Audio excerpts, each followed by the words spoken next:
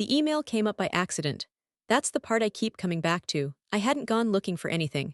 I had sat down at the conference room laptop to pull up a quarterly report, and someone else's session was still running, and the screen was right there, and the subject line had my name in it.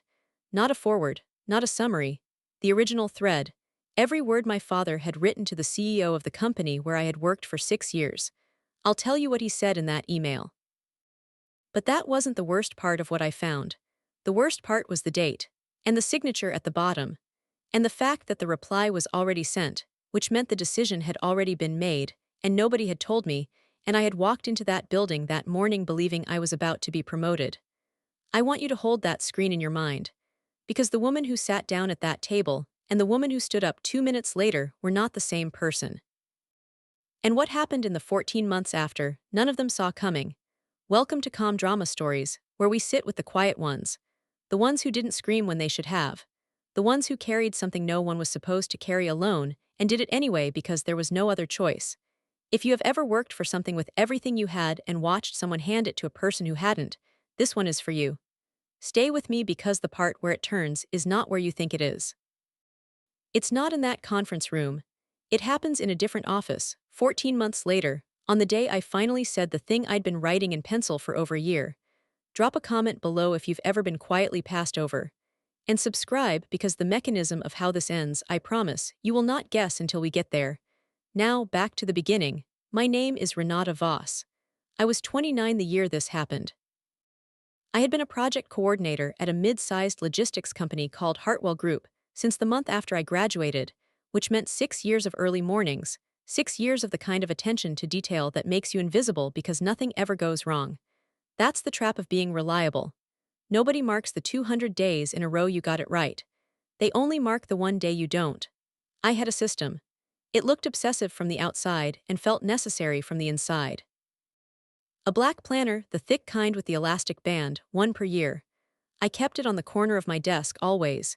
Every deliverable written in the same blue pen, every deadline boxed in red, every meeting recapped in the margin.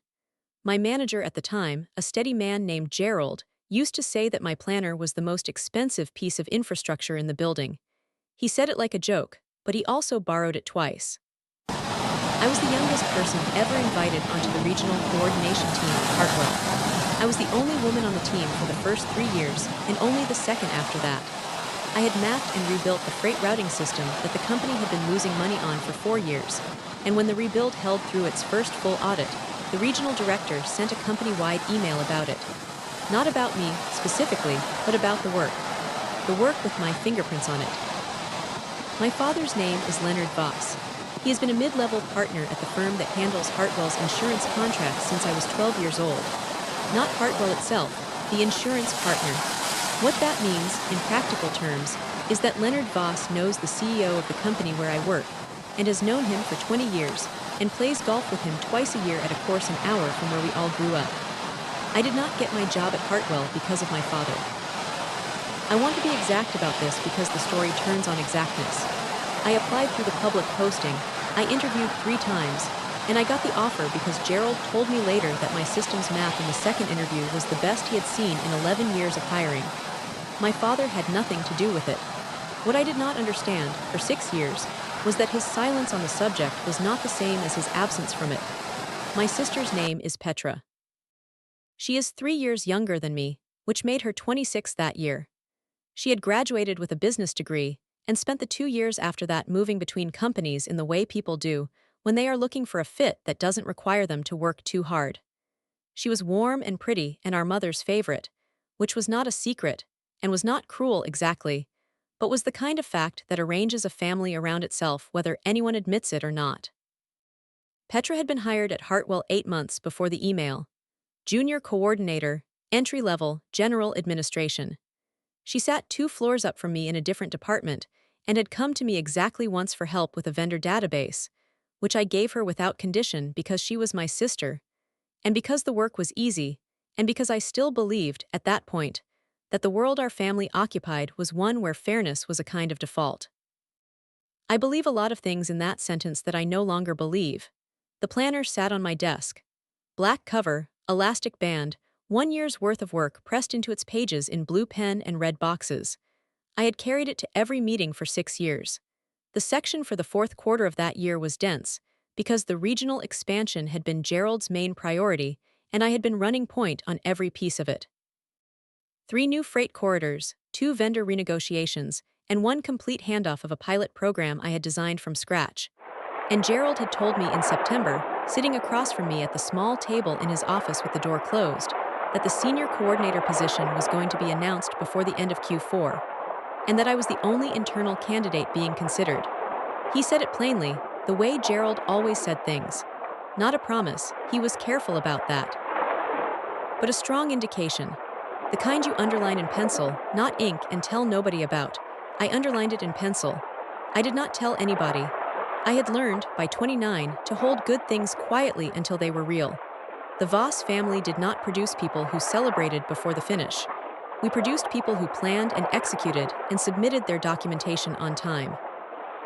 What happened to those people once the submission was in was a different story, and that story is the one I am telling you. The Hartwell Regional Office had one conference room on the second floor that everybody called the fishbowl because it had glass on 3 sides. The fourth wall was real, solid, with a whiteboard that had never been fully erased, ever in 6 years. Little ghost words from old meetings, pale blue and yellow. I had sat in that room probably 300 times. The morning it happened was a Wednesday in November. Clear and cold, the kind of morning that makes a city look competent.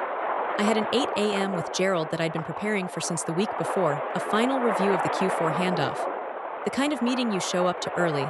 I showed up 15 minutes early, which was my habit, and the room was empty, and the laptop at the head of the table was open and unlocked, still running the last user's session. The screensaver hadn't kicked in. I assumed it was Gerald's. It wasn't Gerald's. I sat down to pull up my own report. The browser was open.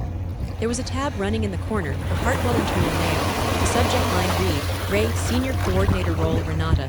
I stared at it for about 4 seconds. I did not click on it. I did not need to. The preview text was visible underneath the subject.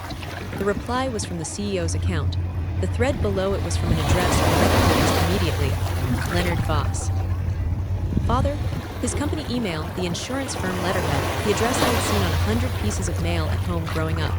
I read what I could read from the preview, 4 lines. Then I clicked because my hand didn't, or my brain had a word in it. The thread was 6 messages. My father had reached out to the CEO 2 weeks before. Cordially, professionally, the way Leonard Voss does everything. He wrote that he understood a senior position was becoming available on the coordination team. He wrote that his daughter Petra had recently joined the company and that she had extraordinary potential that perhaps hadn't had time to surface yet in her short tenure. He wrote that he hoped the CEO would weigh both candidates thoughtfully, given the family's long relationship with the firm. He did not mention me by name in any sentence where the word candidate appeared. The CEO's reply was 3 lines. He said he appreciated Leonard's perspective. He said these decisions were always made carefully. He said he looked forward to the next call from him. The last message in the thread was from Leonard again. Sent 3 days ago. 1 line. It read, grateful as always, Leonard. And below it, the CEO had replied with a single word. Done, done. I stared at the word done on that screen for what felt like a long time. I did not hear Gerald come in. He must have seen my face before I had turned around because he stopped in the doorway and said my name differently than he had ever said it before. Renata, carefully, like it might be the wrong thing to say. I closed the tab. I turned around. Gerald was looking at me with the face of a man who already knew that something had happened, even if he did not know what. I said, someone left their session open. He said, okay. I said, I think I'm going to need to reschedule. He said, okay. I picked up my planner from the table. Black cover, elastic band, 6 years of work between the pages. I walked out of the fishbowl and down the stairs, and out through the lobby where the security desk guard said good morning the way he always did. And I said good morning back the way I always did. And I pushed through the door into the November cold and stood on the sidewalk with both hands around that planner like it was the only thing in the world that was still solid. I did not cry on the sidewalk. Not because I wasn't broken open inside. I was. But crying on the sidewalk outside a building where my sister was about to be given what I had earned would have felt like losing something I still needed to keep. I held the planner. I walked to the coffee place on the corner. I sat down.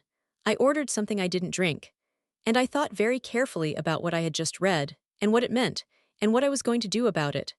The announcement came 3 days later in a company-wide email. Petra Voss, junior coordinator, had been selected for the newly elevated senior coordinator role on the regional team, effective the 1st of December. The email cited her fresh perspective and the family of dedicated professionals the Hartwell team represented. I read the phrase family of dedicated professionals twice. My direct manager forwarded it to me 30 minutes after the announcement went out. He added one line below it. Renata, please come see me when you're ready. Gerald. I went to see him before lunch. He closed his door, which he rarely did. He looked at me with the specific exhaustion of a man who has done a good and careful job and watched the outcome override the process. He said, I want to be honest with you. I told him I would appreciate that. He said the decision had come from above him. He said he had advocated for me. He said the phrase that was used to him was that the role had been filled in a way that served the company's broader relationships. Broader relationships. I wrote that phrase in my planner in the margin in pencil the way I write things I need to think about later.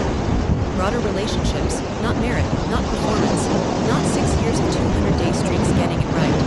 Gerald said one more thing before I left. He said, I want you to know your work here is seen, by me at least, and I don't think this is over. I nodded, I thanked him, I meant it. But I also understood something in that office, sitting in front of a decent man who had done what he could and lost, that I had made a fundamental error for 6 years. I had believed that the world Hartwell operated in and the world my family operated in were separate. I had kept them separate on my side. I had never once called in favor of having Leonard Voss on speed dial with the CEO. I had drawn a clean line between the work I did and the name I carried. It had never occurred to me that my father had no such line. I want to tell you what those 3 days between reading the email and reading the announcement were like, because this story is not only about the betrayal, it is also about the particular quiet of a person who has absorbed a hit and has not yet decided what to do with it. I went to work, every morning, on time, the way I always had. I said good morning to the security guard. I sat at my desk with the planner in front of me, and I did the work that was in the planner. Not because I owed Hartwell anything in those 3 days, because the work had nothing to do with what they had done, and I refused to let their decision contaminate the thing I had spent 6 years building into a standard. I think people expect you to fall apart in the days before a betrayal is confirmed. I did not fall apart. I went quieter, which is my particular brand of holding on. I got precise in a way that was, looking back, probably unsettling to the people around me. My desk was immaculate. My emails were answered within the hour. I submitted 2 deliverables ahead of schedule. There's a kind of productivity that comes not from energy, but from not knowing what else to do with your hands. Petra stopped by my desk once during those 3 days, on her way back from the 2nd floor. She asked how I was. I said fine. She said she'd heard there was a big announcement coming. She said it with the particular expression of someone who already knows what the announcement is and is doing the work of not showing it. I looked at her face and I thought she knows. She knows and she is not sure whether I know, and she is hoping maybe that I don't. I looked at her for a moment, and I said, I heard the same thing. And I let her read whatever she needed into that. She went upstairs. I turned back to my screen. That night I called home. Not to confront, I was not ready for a confrontation, and part of me needed to hear it directly to believe it was real. My mother answered. Margaret Voss, who has always known how to be warm in a way that takes up all the air in a room so there is none left for the actual conversation. She said, oh, how exciting about Petra's news. Didn't she do well? I said, I heard about it. My mother said, she's been so nervous about fitting in there.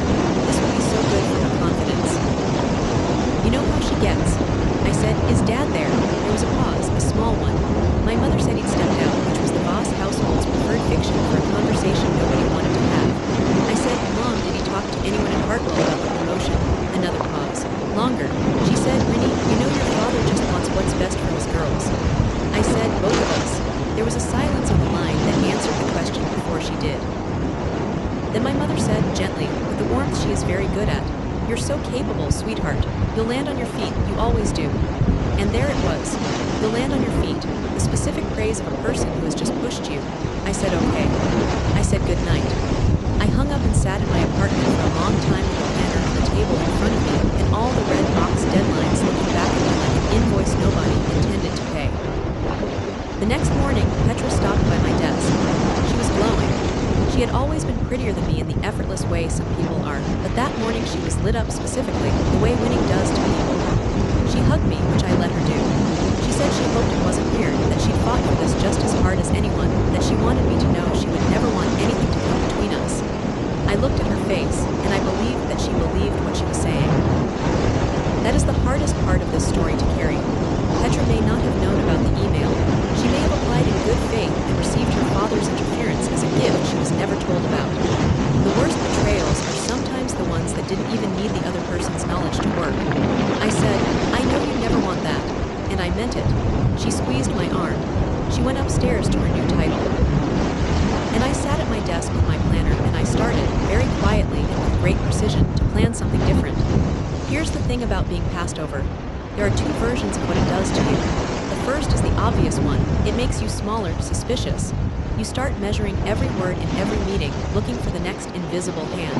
You make yourself less visible in case visibility is what got you punished. I did the second version instead. Or maybe I was pushed into it. I'm not entirely sure. The second version is that being passed over, when you know the work was good, when you have the paper trail and the planner and the performance reviews to prove it, clarifies something. It clarifies that the game you've been playing and the game other people were playing were not the same game.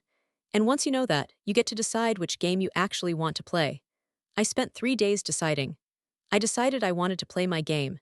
And my game did not require staying at Hartwell. Decision was not impulsive. I want to be exact about that. I did not storm out. I did not quit in a blaze that would have felt satisfying for 20 minutes and then turned into a financial catastrophe. I have 2 years of overhead in savings because I have lived since my mid-20s as though the floor might drop out without notice, which it did, so the habit was good. I had spent 6 years watching Hartwell's regional logistics structure from the inside. I knew every inefficiency in it. I knew the specific 3 vendor relationships that were bleeding money quietly because the contracts had been written in 2015 and nobody had touched them since. I knew the freight corridor I had rebuilt had a sister corridor in the western region that was running on the same broken model as the one I'd fixed. I knew what I knew, and I had put all of it in the planner. I gave myself a plan and a timeline. 6 months. I would stay, do my work, bank my salary, and build something on the side. I would not wait for Hartwell to recognize me. I would become the kind of professional that didn't need to wait. I started at night. Mornings at the office, evenings at the kitchen table. I rebuilt my thinking from the ground up, which sounds grand and is really just. I opened the planner to a blank back section, and I started writing down what I knew how to do. It turned out to be more than I'd given myself credit for. Which is the other thing about being passed over. Sometimes it takes someone else refusing to see you clearly before you start seeing yourself that way. I want to stop here for a second. If you have ever poured years of yourself into work and then watched someone use a back channel to take the result, you know how long that particular quiet lasts. That particular dignified silence while you figure out what to do next. If you've ever been there, leave one word below for me. Just one. I read every one. And if you want to see how this ends, and I promise you, it ends in a way nobody at Hartwell saw coming, subscribe and stay with me. Now, back to it. The person who changed the direction of the story was not who I expected. Gerald retired 6 weeks after the promotion announcement. 23 years at Hartwell, and he walked out the same way he'd walked into my office on every hard day, quietly, without spectacle. On his last afternoon, he came to my desk and set something down next to my planner. A business card, the small plain kind, a name and number handwritten on the back, Susan Marsh. He said, she runs an independent logistics consultancy out of the city. She's been looking for someone with your kind of precision for a year. I told her about you 3 months ago. 3 months ago. Before the promotion decision had been made, before any of this. I looked at the card. I looked at Gerald. He said, I don't make promises I can't keep, but I told her you were the best systems coordinator I'd seen in 11 years. She agreed to hold the conversation until you were ready. He picked up his briefcase, which he'd carried into this building for 23 years. I think you might be ready. He shook my hand. He walked out. That was Gerald, start to finish. I held the card for a long time. Then I put it in the planner, under the elastic band where I kept the things that mattered. I did not call Susan Marsh that week or the next. I needed to finish what I'd started at Hartwell, not out of loyalty, but out of the same thing that made me keep red boxing my deadlines even after the promotion announcement. Because some part of me will not leave a thing unfinished, especially when other people are counting on the finish line being met. I finished the Q4 handoff. I delivered the regional expansion documentation exactly the way it had been promised, on time, without a margin error. On the last day of December, I sent Gerald's old boss an email with the completed materials attached, and then I closed my laptop, took my planner off my desk, and put on my coat.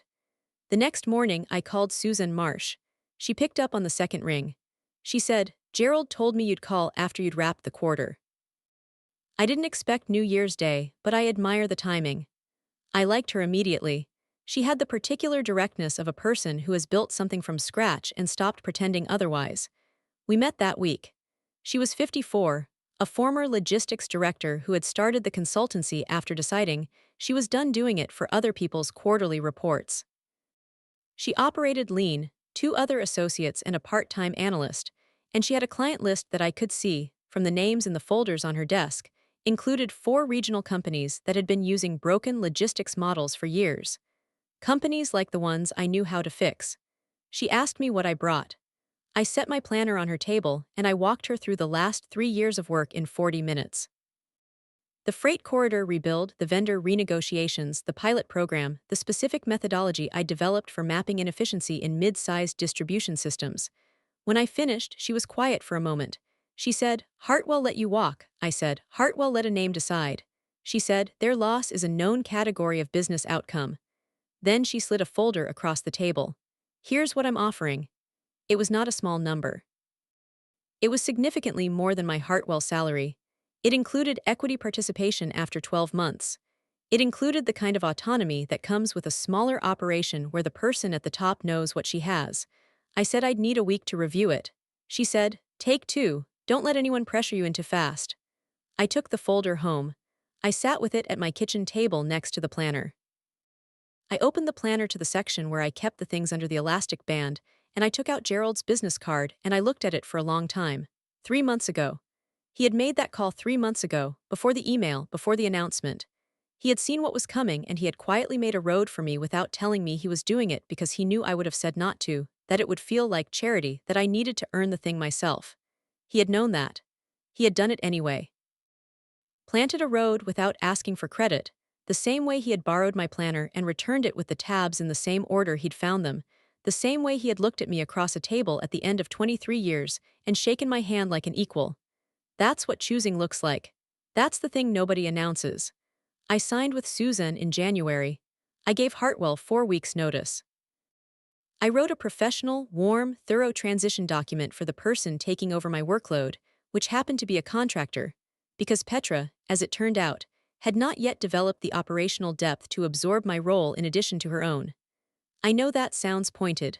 I am trying to say it plainly. I do not know whether my father was told about my resignation before or after the fact. My mother called the day the notice went in. She said she hoped I wasn't making a decision based on emotions. I said I was making a decision based on 6 years of data. She said she just wanted me to be happy, Rinny. I said I was working on it. My father did not call. That silence had a different texture than it used to. It used to feel like his particular kind of peace. That January, it felt like a man who knew he could not say what he needed to say, because saying it would require him to say the other thing first. And the other thing first was not in his vocabulary after 61 years of not saying it. I did not push. I had learned from watching my father for 29 years that you cannot extract a reckoning from a person who has built their identity around withholding. You can only step back and let the structure they've built hold whatever weight it can. I started at Susan's consultancy on the 1st of February.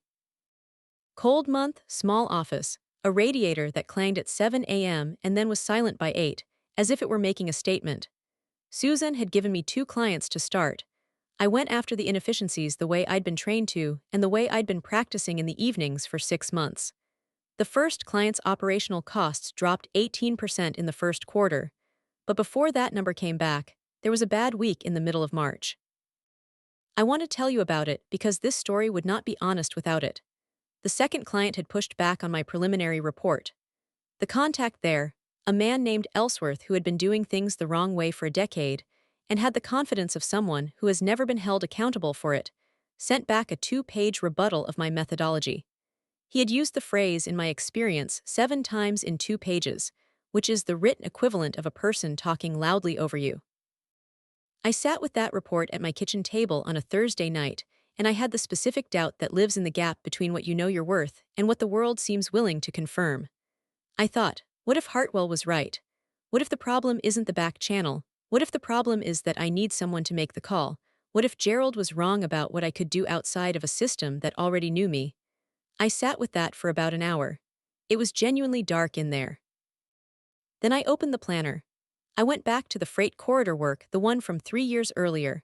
I read my own notes in my own handwriting, the methodology I had built from scratch, the numbers it had produced, the results that had gone out in a company-wide email under the name of the work instead of mine. I read it until the doubt ran out of room. Then I rewrote the response to Ellsworth, exactly 7 pages. 1 page per time he had used in my experience. Documented, sourced, annotated. He replied in 12 hours. He said he needed to think about it. 3 days later, he implemented the first recommendation. 2 weeks after that, he was my most vocal advocate with the third client. Some people need to lose the argument before they respect who they're arguing with. That's not personal. That's just Ellsworth. Susan called me on a Friday afternoon to tell me the first quarter numbers. On the phone, not by email, which I had learned was how she delivered news that pleased her. She said the client had asked specifically whether I was available for the second phase. I said yes. She said good. I could hear her smiling over the phone, which is a rare kind of warmth, the kind that isn't performing. I'll tell you when the hard part of those months was. The hard part was Petra's LinkedIn. I had not unfollowed her. I had not blocked her. That felt like an action that announced something, and I was not ready to make announcements. So I saw it when she updated her title, and I saw the 37 congratulations comments, and I saw my mother's comment among them. So proud of you every single day, 3 hearts. I saw that my mother had not left a comment on my transition announcement, the one I'd posted quietly when I joined Susan's firm. She had liked it, which is the LinkedIn equivalent of a nod from a moving car. I closed the app and put the phone away and went back to the planner. There is a kind of grief that comes not from an event but from an accumulation. It doesn't arrive at once. It builds in small deposits over years, and you don't notice the balance until you sit down one day and add it up. That spring, I was adding it up. 36 comments for a promoted title, a like for a new chapter she didn't name in conversation. A father who had worked the back channel for one daughter and silence for the other, and who seemed to believe those were equivalent forms of love. I did not believe they were equivalent. I wrote about it in the evenings, which had become a habit now, not for any audience, just for the same reason I had always kept the planner. Because a thing written down is a thing you don't have to carry in your chest.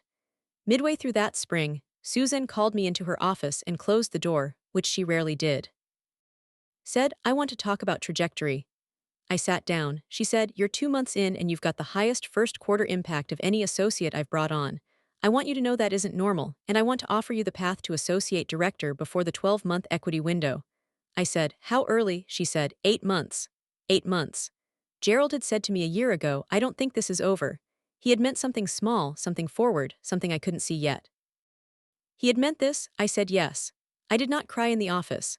I went home and I sat at the kitchen table with the planner and I wrote the date in a box in red pen, not pencil. Because this one was real and it was mine and nobody had made a call for it. The call from my mother came on a Thursday morning in August. I was in the middle of a vendor analysis and I let it go to voicemail and called back at lunch. She said Petra was struggling. She said the role had turned out to be more demanding than Petra had expected, that the team had been difficult, that the logistics work was, she said this carefully, perhaps not the best fit for Petra's strengths. She said there had been talk of a restructure. I listened. I let her talk until she arrived at the reason for the call. She said, your father and I were thinking, you did so well there for so long. And you have all those relationships now with the new firm. We thought perhaps you could put in a word for Petra so she doesn't lose the role entirely. I held the phone. I looked at the planner on my desk. I said, Mom, who did you call when I needed help getting promoted? A long silence. She said, Rinny. I said, I'm asking. I want to know if you made any calls on my behalf, if Dad mentioned anything to anyone. Another silence. The particular silence of a person who cannot quite bring themselves to lie outright but will not tell the truth if there is any oxygen left in the pause. She said, your father just wanted to look out for his family. I said, which part of it? She said, Rinny, please, this isn't about that. And there it was, this isn't about that.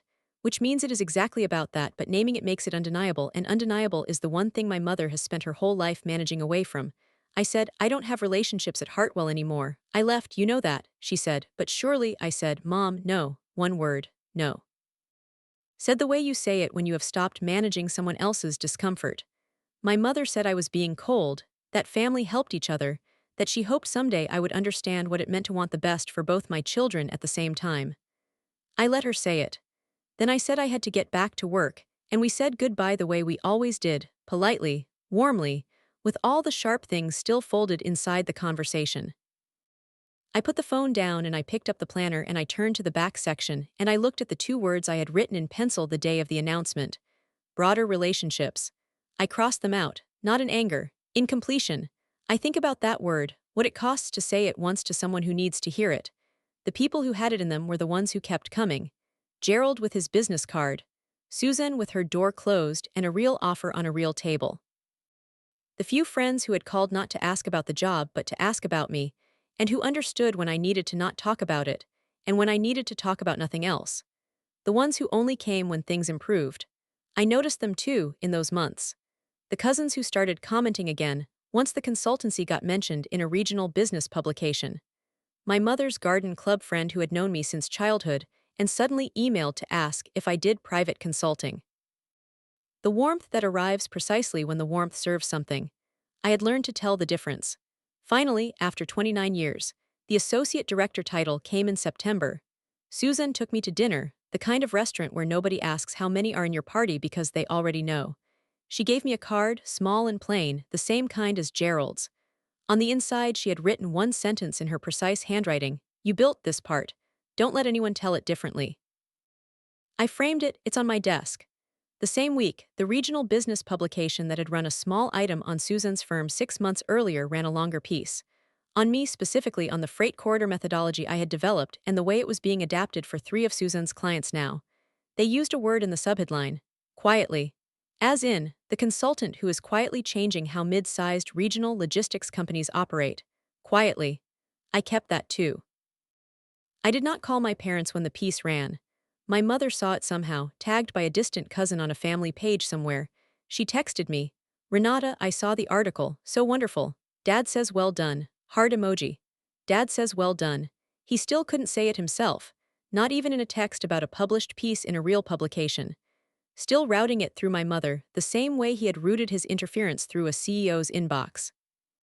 My father, who could pick up a phone to end my career trajectory and could not pick it up to say 2 words directly to the person he'd done it to. I read the text twice. I put the phone away. I went back to the planner. The story would have ended there, in its reasonable way, if they had not come to my office. It was October. I had been at Susan's firm 9 months.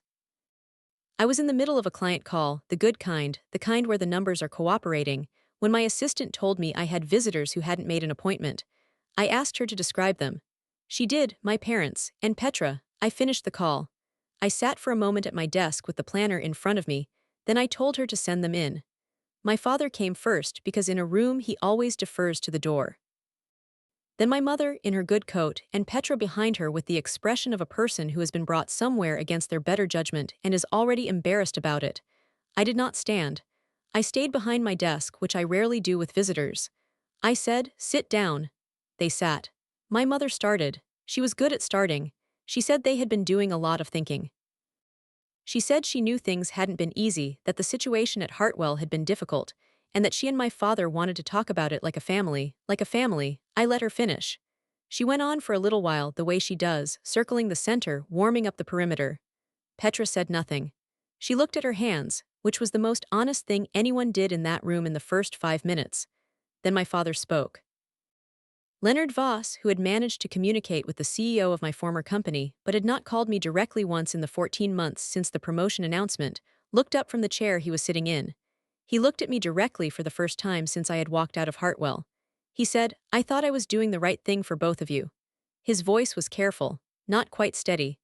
"I thought having both my daughters there, both succeeding, I thought that was." He stopped. My mother reached over and touched his arm. He said, "I didn't think about what it cost you." The room was very quiet. This was the closest thing to an accounting I had ever heard from my father. It was incomplete.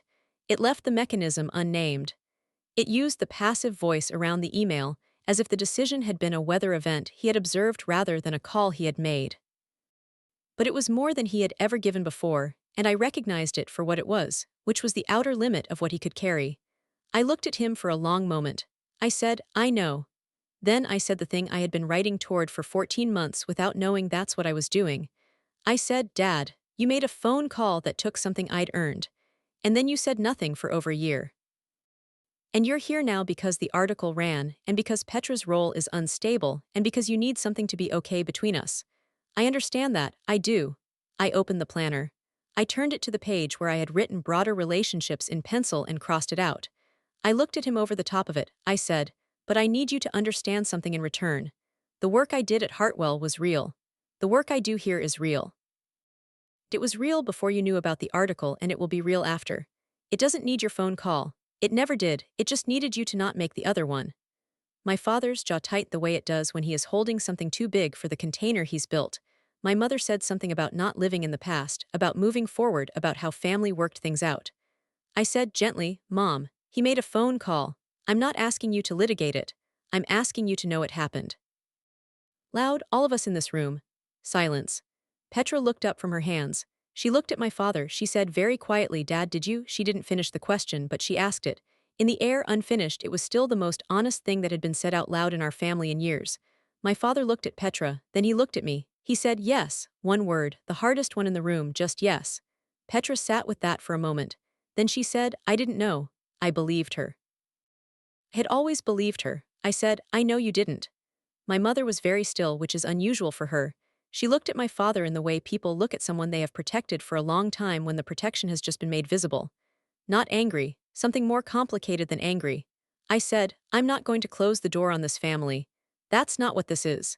But I'm also not going to behave as though nothing happened, because it did, and pretending is a tax I'm done paying. I stood up, I said, Petra, whatever happens with your role at Hartwell, that's between you and them. If you ever want to talk about the work, genuinely, I'm here. I looked at my father, I said, and Dad, if you want to have a real conversation, you can call me directly, not through Mom, not through a CEO you golf with, directly. He nodded. It was a small nod, the kind that costs a person. I took it for what it was. I said, I have a call at 3. I'm going to need to wrap up. My mother looked at me with something on her face that I couldn't read fully, somewhere between hurt and recognition, somewhere between wanting to smooth it over and knowing, for the first time, that the smoothing wouldn't take. She squeezed my hand on the way out. I let her. My father stopped in the doorway. He did not turn around. He said my name once. I said, I know, Dad. He walked out. That was 3 months before I am telling you this story. We are not fixed, my family and I want to be accurate about that because the videos that end with everything fixed are the ones I never quite believe. What we are is honest in a way we were not before, which is not warmth exactly, but it is a kind of foundation. You can build on a foundation. You cannot build on pretend. My father called me directly the week after. He said it was good weather where he was. He asked about the firm. I told him about the client work. We talked for 22 minutes, which is longer than we have ever talked in my adult life, most of it about logistics, which is the language we share. It was careful and it was real and it was ours. He asked, near the end of the call, whether I had always been that precise, the systems thinking, the planner. He said it like he was asking about someone he was just getting to know. I thought about that for a moment. I said yes, I had. He was quiet for a beat. Then he said, I should have paid more attention to that. I said, you can now. And that was enough, not everything, but enough. Petra and I have had coffee twice. She is figuring out what she actually wants to do, which turns out to be not logistics, which I think she always knew, and which is something I hope she finds the space to honor. There is nothing wrong with her. There is nothing wrong with being the person your parents fought for even when you didn't ask them to. What matters is what you do when you find out. She found out, she sat with it. She chose honesty in my office that day when she asked the question out loud, and that choice was hers, and I have a great deal of respect for it. Gerald retired to a small place near the coast. I sent him a note when the article ran. He sent one back. It said, told you so, that was all, that was exactly right. Susan is talking about a second office. She wants me to run it. The planner on my desk is the same kind. Black cover, elastic band. New year, blank pages. Red pen for the things that are real. And the business card is still under the elastic band where I keep the things that matter. Gerald's handwriting on the back, the name and number for a woman he called 3 months before I needed her, because some people see where you're going before you do, and they plant the road anyway, and they do it without making it a thing. I have learned that is the whole definition of the people who stay. Not the ones who show up at your office door once you've been in the regional business press. The ones who call a stranger on your behalf when you are still just the best systems coordinator they've seen in 11 years and nobody else is paying attention. The ones who turn down the monitor. The ones who knock when it is hard. The ones who make the room worth being in. I keep the planner on the corner of my desk. Same corner, same angle. Some habits are older than the job. Some habits are the only thing that stayed consistent when everything else rearranged. And every time I open it to a new week, I think about a woman who read it over my shoulder once from a doorway and asked if there was more than one page. There was, there still is. That's what showing up looks like. That's what family turned out to mean. Not the name on the group text. Not the one who dialed the CEO. The one who already made the call, 3 months early, because they knew you without having to be told who you were. That's my story. One email on a screen I never meant to open. One business card slipped under an elastic band. And one father who found 4 letters in a doorway after 61 years of silence. If someone has been doing that quiet work for you, the kind you only see once things start to add up, tell them this week before you have to learn the hard way who that person is. If this one stayed with you, share it with someone who's ever been told to land on their feet. Comment below with one word for the thing you built after someone told you it wasn't your turn. I read them all. And subscribe because the next story is coming and it is just as quiet and just as sharp. I'll see you in it.